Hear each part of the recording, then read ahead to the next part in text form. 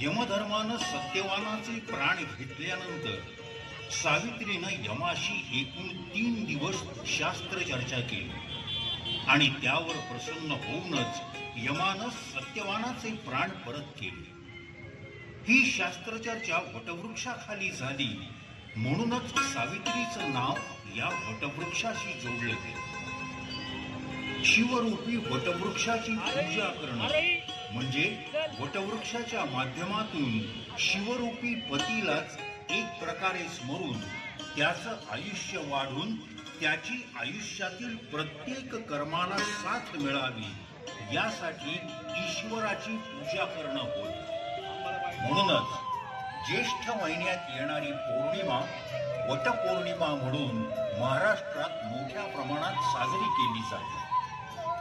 विवाहित स्त्रिया हे व्रत आपल्या पतीला उत्तम आणि दीर्घायुष्य प्राप्त व्हावं म्हणून सौभाग्यवती स्त्रिया नवीन वस्त्र परिधान करून आपापल्या परिस्थितीनुसार ब्राह्मणांकडून पूजा करून घेऊन या दिवशी विशेष महत्त्व असलेल्या आंब्याच्या फळांसह गोडधोड पदार्थांचा नैवेद्य दाखवून वटवृक्षाची पूजा करतात।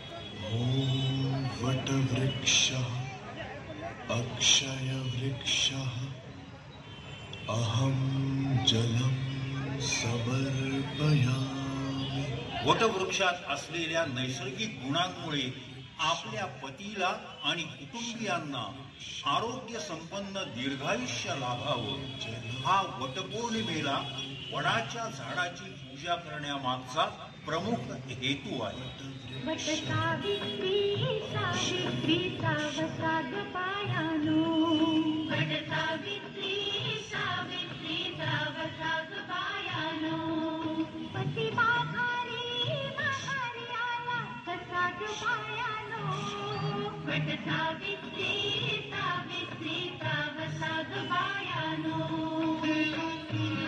ध्वनिमुद्रण चंद्रशेखर येलारपूरकर, रिदम रेकॉर्डिंग स्टुडिओ, शुक्रवार पेठ, पुणे।